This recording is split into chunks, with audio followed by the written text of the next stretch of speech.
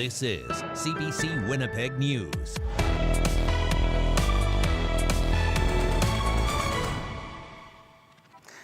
We now know the names of those lost to last week's fatal crash near Carberry. They are Anne Hill, Arlene Lindquist, Claudia Zerba, Diane Medwick, Donna Shodra, Frank Perzillo, Rose Perzillo, Helen Kufle, Jean Rosenkrantz, Lillian Stobie, Louis Bredischer, Margaret Furcolo, Nettie Nakanechny, Patsy Zamerkut, Shirley Nowakalski, and Vargie Gilchrist. Good evening. Thanks for joining us. 16 people, those names we just read, were announced today in a news conference in Dauphin. Brittany Greenslade is there and joins us live. Brittany. Emily, families are now in the process of starting to plan funerals. Many of those will get underway next week. But tonight, the community is coming together for a vigil. In less than an hour, it will take place here behind me at the Ukrainian Auditorium. Now, today has been an emotional day for family members as they stood by as the names of their loved ones were released publicly. There is nothing but silence filling the air. An overwhelming sadness as one by one, family and first responders took their moment, placing loved ones' photos. There is nothing but silence filling the air. An overwhelming sadness as one by one, family and first responders took their moment, placing loved ones' photos front and center. The word tragedy has been used a lot over the last week, but never has that word had as much meaning as it does.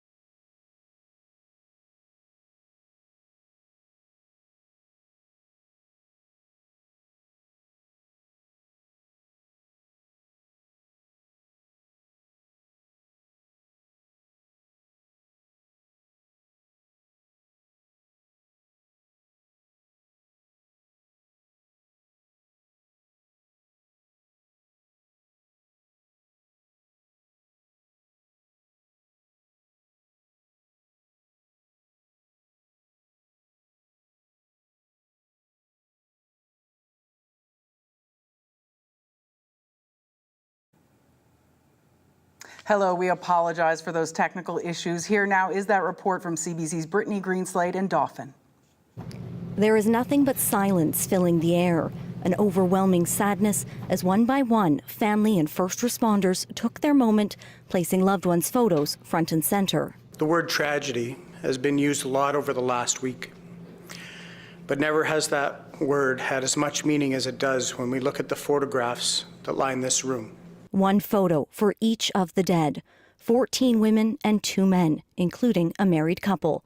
Their names each read aloud, along with special sentiments. Your life was a blessing. Your memory is a treasure. You were loved beyond words and missed beyond measure. For families, it's still too difficult to speak, the pain too raw. Inspector Lee Fortin was one of the RCMP members who was given the difficult task of notifying families their loved ones had passed. There's nothing you can do to take away that pain, and words can't express. You just have to be there for them if they want to talk, and there's no words you can really say that's going to fix it. It's just, you're sorry and you're there if you need them. The group of 24 seniors were being driven from Dauphin on their way to a casino near Carberry for the afternoon, but they never made it. Fortin says families spoke about how this was supposed to be a fun day out with friends, and a day many were waiting for. How much their loved one was looking forward to this because they got together with their ladies. These are neighbors, they all know each other, so family members are grieving. The tight-knit community of 8,000 is overwhelmed. Everyone has been touched by this tragedy in some way. Reeve Ernie Siersky says nothing can prepare you for this kind of trauma. You can prepare for a hurricane because you can look at the weather forecast. You can sandbag your house if a flood's coming. You can't prepare for this. He's helping lead people through their grief, but at the same time, he's dealing with his own. At least 4 of them went to my church, and I knew them personally. And we worked with them. They were great people. And I know a couple in the hospital are still there, and I sang with them in the church choir. So we grieve with them. Brittany, we know how hard this has been for the families who lost loved ones, but it's also been hard on the first responders who tried to save people's lives. How are they doing? Well, Emily, there are no words. We learned today that for one of those first responders, 1 week ago on that day was their very first day on the job. It was their first shift, and that was their first ever call that they responded to. Now, RCMP say, like everybody, they're all processing their grief in different ways, and it comes in waves. And for some, it comes when you least expect it. They rise to the occasion. They do what they have to do. And it was after the fact, it was something so simple as they saw a candy that one of their grandparents used to have those same candies in their house, and it brought back a flood of emotion. Now, the RCMP didn't have much to say on an investigation update. We were learning today that both drivers had the appropriate licenses at the time of the crash, and RCMP say mechanical analysis of both vehicles is currently underway. We aren't expecting results of this investigation for weeks, if not months, and it's something that we are waiting to see the outcome of that, but it's going to take time for the investigation and time for the community here to heal. Emily? Thank you, Brittany. That's CBC's Brittany Greenslade in Dauphin. The memory of Eishia Hudson serves as a high-profile example of what some call police brutality against Indigenous people. She was shot dead 3 years ago by police. Today, the Children's Advocate Office revealed how government systems failed the teenager. CBC's Ian Fraze explains. Eishia Hudson could brighten any room. Her favorite was saying, "Don't be sad." She would use the expression, "Don't be sad," as a way to greet people. The 16-year-old's death at the hands of police saddened and angered many, but that turned into a resolve for justice. Sherry Gott is Manitoba's advocate for children and youth. Her public and high-profile death as a catalyst for action and change. On Thursday, the Children's Advocate Office released a report into Hudson's life before her death. It shows Hudson bounced from one foster home to the next. The report credits a school program for troubled youth called Coach with helping her out, until Hudson aged out of the program. The level of support experienced by Eishia during her time in coach is starkly contrasted to the following years in which she was not involved in the program. She was shot dead by police 3 years ago during a pursuit. The vehicle she was in was involved in a liquor store robbery. In the wake of Hudson's death, the Advocate's Office is calling on government to expand school support programs and create a non-police response program for youth in crisis. Our goal with this report is to inspire action. The province says it's reviewing the recommendations. The Assembly of Manitoba Chiefs wants government to act quickly. A lot of times we do reports and they collect dust without any feedback. The Advocate's Office wants to give all youth the chance to succeed. It's one way to honor Eishia Hudson's memory. If she still had the opportunity, she might have said, "Don't be sad." Ian Fraze, CBC News, Winnipeg. Winnipeg police confirm they were called to Tuesday night's meeting of the Louis Riel School Division. Board members say they called police after as many as 40 protesters showed up. The protesters oppose the suspension of trustee Francine Champagne, who recently made homophobic and transphobic comments on social media. Board Chair Sandy Nemeth says she's never experienced a meeting like that and says the board will look at ways to prevent chaos at future sessions. If people want to stand outside and protest, they can do that, but it can't enter our building. All it's doing is inviting hate through the door, and that's just not an option at all. One of the trustees says the group hurled homophobic slurs at him during the meeting. Protesters say they were exercising their freedom of speech. Nemeth says people can protest at the meetings, but no one is allowed to make people feel unsafe. Work is getting rolling on a new skate park in Portage Place. A coalition of Winnipeg skateboarders is working on a new inclusive skate park, and it comes after many skaters didn't feel comfortable using the city's only indoor facility, The Edge. It came under fire for policies discriminating against the LGBTQ community. CBC's Matt Humphrey has more. Cloud 9 when you land that trick that you've been trying for hours. No matter the trick, during winter, they're all easier to do inside. Skate outside. If it's cold, your trucks will freeze and it'll just be like, it's not a good time. But for a winter city, Winnipeg has a lack of indoor facilities, something the Manitoba Skateboarding Coalition hopes to change. There was a gap in inclusive spaces within Winnipeg for certain people to skate, and we wanted to create a space that was more welcoming for basically everybody in the community. In what was once a Staples, the park will be called Pitagway, a word of welcome in Cree. It means come in. It'll be Winnipeg's first skate park designed and built by the people who actually use it. We're in the early stages. We're probably just going to get some of the bare bones things in place right now, some of the smaller obstacles. It's all very exciting for competitive skater Eric Penton. Like, we have a good scene in the summer. It's just, even in the winter actually, when there's an indoor park, it's usually packed. But the last few years, there hasn't been anywhere to go in the middle of winter, so it seems like it's dying out lately. Devontae Keith came from Calgary for a competition. It would help a lot of the kids to learn new skate tricks somewhere in the wintertime. They won't have nothing in the wintertime. That's pretty dope. Spent 12 hours a day skateboarding for like 10 years, so it's just addicting. It's like my favorite thing. You can never master it. When you land it, there's nothing like it. It's like, I've tried this and hurt myself for hours, and then I just landed it, and it's like, there's no better feeling. It's like Cloud 9.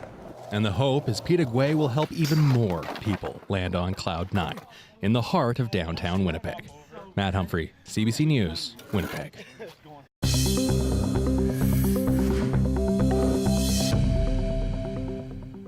Well, it's a cool, lovely evening in Winnipeg. Good for skateboarding, but also perfect weather for baseball. CBC meteorologist John Sauter is down at Shaw Park, where the Gold Eyes are just minutes away from the first pitch. Hey, John, what's it like out there? It's absolutely a perfect night here for baseball at Shaw Park, and with me is General Manager Andrew Collier. Andrew, it's been a while since I've been here, you know, just the smell of hot dogs and mini donuts, and it's really a great night for baseball. Tell me about this year's squad. Tell me about some of the exciting players we're going to see. Yeah, well, we got Max Murphy, he was the Player of the Year last year. He's always fun to watch. Rookie third baseman Dason Cruz just ended a 25-game hit streak last week. So he's a good hitter. He's a very good hitter, leading the league in hitting. And tonight on the mound we have Winnipegger Marc-Andre Abeck. So that'll be fun tonight. His parents in the crowd? Probably, yeah. Probably. You got a couple of promotions coming up in July. Tell me about those, because Retro Night sounds really interesting. Yeah, this is our 30th anniversary season, so on July 12th we're going to wear uniforms exactly like we wore in 1994, giving away a fanny pack because that's a retro kind of thing to do. I still have mine. July 25th is Ukrainian Night, where we celebrate the Ukrainian culture. And then August 11th is when we retire Reggie Abercrombie's number 11. We're having a luncheon that day, so that should be a really exciting day. That's great. Well, looking forward to the game tonight. Lincoln Salt Dogs, I think they were looking a little tired. I think we got this one. Thanks, John. Thank you, Andrew. All right, we're going to check your weather right now because it is a perfect night for baseball.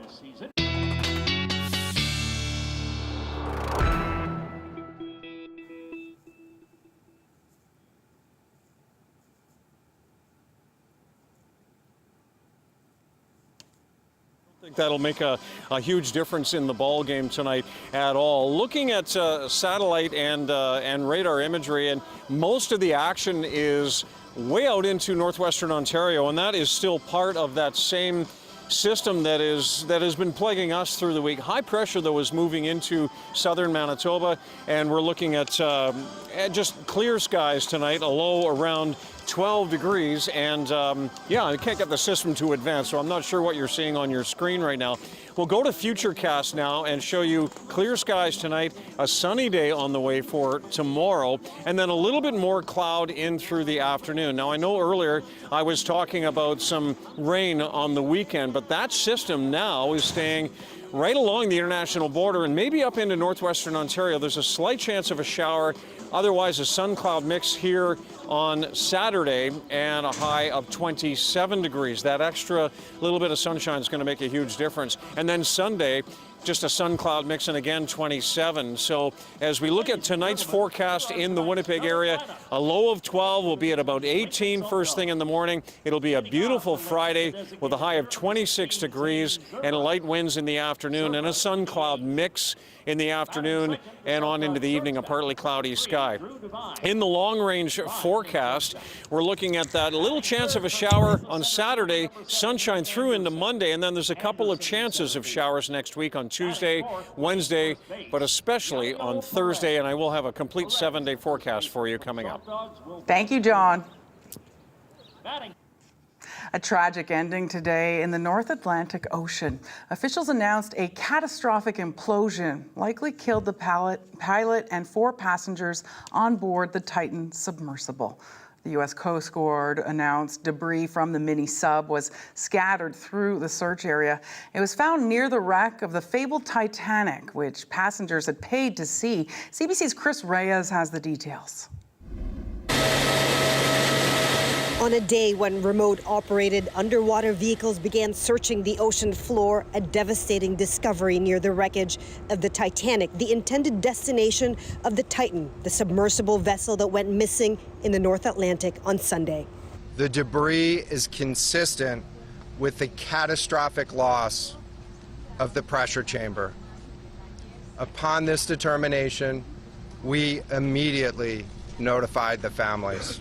Lost in this catastrophic event, CEO and founder of OceanGate, the owner of the vessel Titan, Stockton Rush, Paul-Henri Narjolet, who's considered Titanic's greatest explorer, Pakistani businessman Shahzada Dawood and his son Suleiman, and British businessman Hamish Harding. An ROV, or remote-operated vehicle, from the vessel Horizon Arctic discovered the tail cone of the Titan submersible approximately 1,600 feet from the bow of the Titanic on the seafloor. For the last 5 days, the U.S. Coast Guard has been leading an extensive multinational effort to rescue the vessel. On behalf of the United States Coast Guard and the entire Unified Command, I offer my deepest condolences to the families.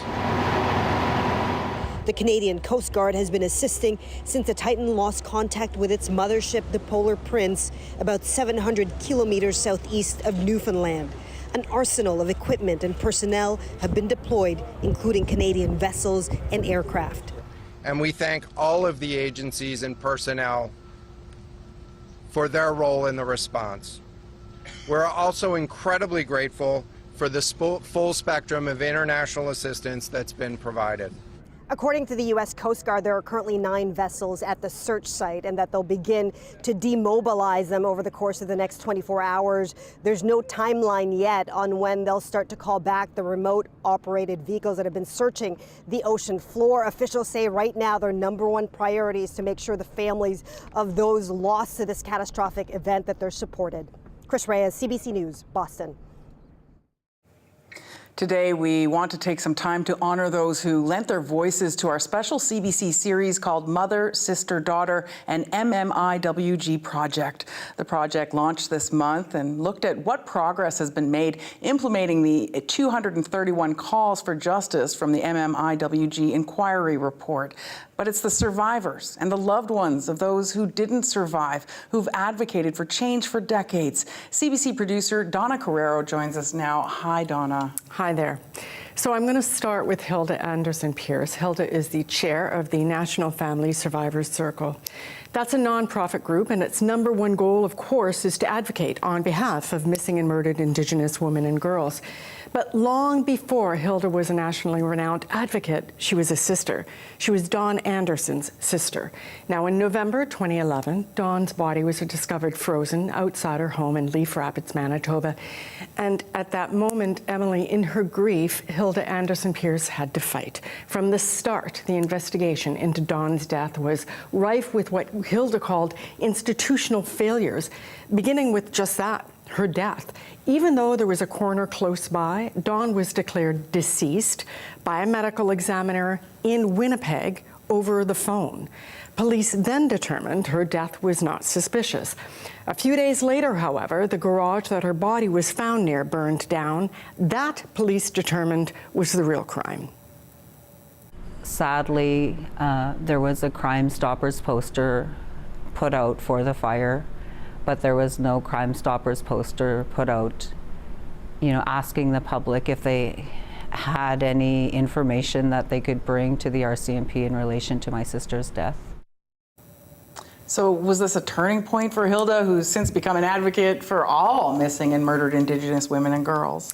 Yes, and she hasn't stopped since. She's advocated for better investigations into MMIWG. She advocates for the rights of Two-Spirit and gender diverse peoples.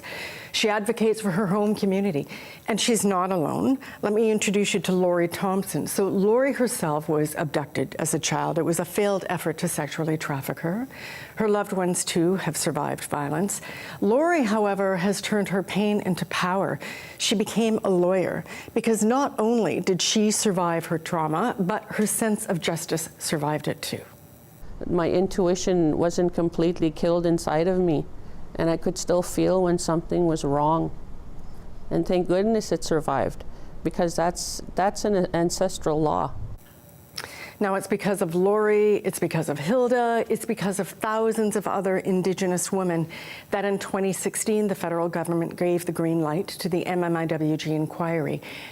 Emily, these are the matriarchal powerhouses behind it. They're the ones who've advocated for it. They testified during it, and today, in 2023, they continue to advocate for it and demand accountability for it. So what kind of support do they have for this work? Okay, if you think corporate sponsorship, you're not going to see that. You're not going to see, for the most part, big companies putting their money behind social justice causes like missing and murdered Indigenous women and girls, which means most of the grassroots organizations that support Indigenous women and girls are funded with community or government grants. Wow. So how does that affect their efforts? Like, is that enough money to sustain it? Yeah, it's a good question. It can be problematic because, first of all, they're at the mercy of budgetary priorities, and sometimes they're not the priorities. Or the grant funding can exist, but they don't know about it. Senator Michelle Odette is a former co-commissioner, as you know, of the National Inquiry into Missing and Murdered Indigenous Women and Girls. And Odette says these grants are too often inaccessible to those who need it. So I think about isolated communities where we know people from there or we're from there, they won't apply because they don't know it exists or they don't know how to use the federal wording. So that's a lot of barriers they have to work around. How about the emotional toll? What does that take on them? Yeah, that's a really good question. It's hard because, as you know, in so many of these cases, these advocates are leaning into their personal pain to speak up for change. In so many cases, it's on behalf of a loved one. And to that end, I'm going to let Laurie Thompson have the last word on this.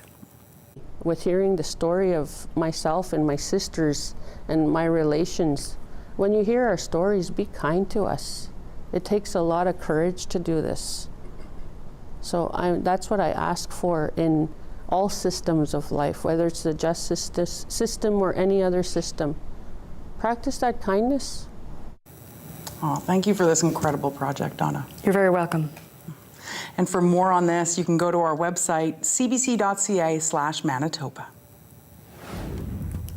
Still ahead, John Sauter's back with a 7-day forecast. You're watching CBC Winnipeg News.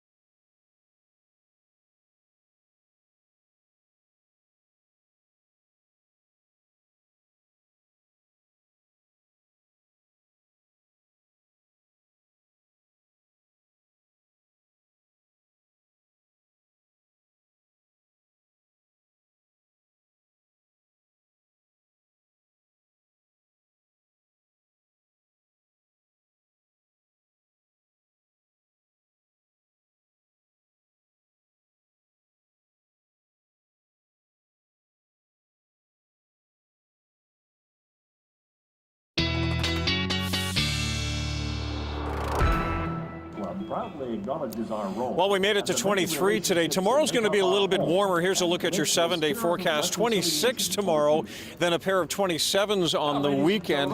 Next week, we've got a couple of chances of showers on Tuesday afternoon, Wednesday afternoon, and a little bit more in the way of rain on Thursday. And Emily, I asked the team if they'd let me play left field in the first inning, and they said no. Oh, darn. No. I would have paid money to see that, John. Thank you. Yeah. Have a great night. You too. That was the CBC Winnipeg News. We'll be back here at 11. Have a great evening and enjoy the great weather.